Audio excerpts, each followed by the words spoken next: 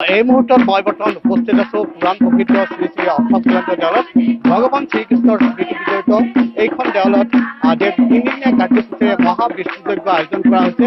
বৰ্তমান উখল মাখল পৰিৱেশ দেখিবলৈ পোৱা গৈছে। কেম্পাছত গোপাল গোপালপুৰে দেখুৱাইছে যে আয়তীসকলৰ মাজত এনেধৰণৰ উৎসাহ দেখিবলৈ পোৱা গৈছে আৰু নাম প্ৰসংগৰে মুখৰিত হৈ আছে উত্তৰ গুৱাহাটীৰ পুৰাণ প্ৰসিদ্ধ অশ্বক্লান্ত দেৱালয়। আয়তীসকলে এনেধৰণৰ নাম প্ৰসংগত ব্যস্ত হৈ আছে আৰু অসমৰ বিভিন্ন প্ৰান্তৰ পৰা অগণন ভক্ত আহিছে আৰু যিহেতু তিনিদিনীয়া কাৰ্যসূচীৰে মহাবিষ্ণুযজ্ঞ আয়োজন কৰা হৈছে। এই মহাবিষ্ণুযজ্ঞত প্ৰায় 15গৰাকী পুৰোহিতে এই যজ্ঞ অনুষ্ঠান তেওঁলোকে চলাই গৈছে আৰু এই যজ্ঞৰ শেষৰ দিনা প্ৰায় 50,000 আহুতি প্ৰদান কৰা হ'ব। এই সুন্দৰ পৰিৱেশ দেখিবলৈ পোৱা গৈছে ৰাজ্যৰ লগতে উত্তৰ গুৱাহাটীৰ পুৰাণ প্ৰসিদ্ধ অশ্বক্লান্ত দেৱালয়ত। মই কথা পাতিবলৈ যত্ন কৰিম যে যিহেতু বৰ্ণাঢ্য কাৰ্যসূচীৰে মহাবিষ্ণুযজ্ঞৰ আয়োজন কৰিছে, কি কাৰ্যসূচী? চতুৰ্থবাৰৰ কাৰণে কাৰ্যসূচী আৰম্ভণিতে আমি ধ্বজা উত্তোলনেৰে আৰম্ভ কৰিছিলোঁ। ধৰ্মীয় শোভাযাত্ৰা হৈছে, গছ পুলি ৰোপণ কাৰ্যসূচী হৈছে, আয়তীৰ নাম হৈছে। ইয়াৰ পিছত আমাৰ সন্ধিয়া বেলালৈকে ভৰ্তি প্ৰজ্বলন আদি কাৰ্যসূচী আছে, অধিবাস আছে।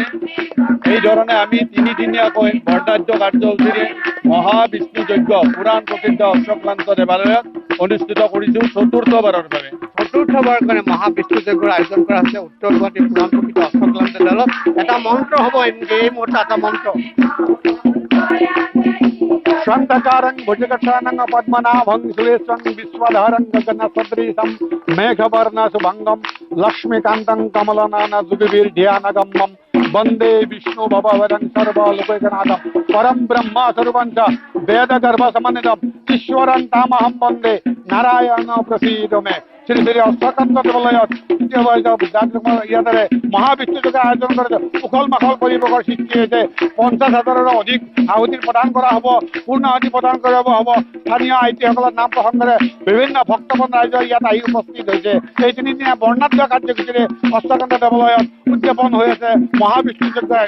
মহাবিষ্ণুযজ্ঞ আৰু ইতিমধ্যে উখল মাখল হৈ পৰিছে অশ্বক্লান্ত দেৱালয়। মই দেখাইছোঁ আয়তীসকলৰ মাজত এনে এটা উৎসাহ দেখিবলৈ পোৱা গৈছে আৰু ৰাজ্যৰ বিভিন্ন প্ৰান্তৰ পৰা অগণন ভক্ত ইয়ালৈ আহিছে। মই কথা পাতিবলৈ যত্ন কৰিম।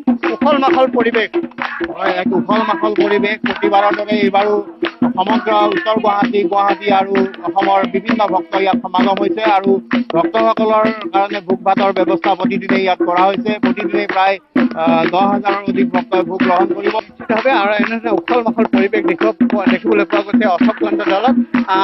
কি ক'ব এই মুহূৰ্তত, কি ক'ব?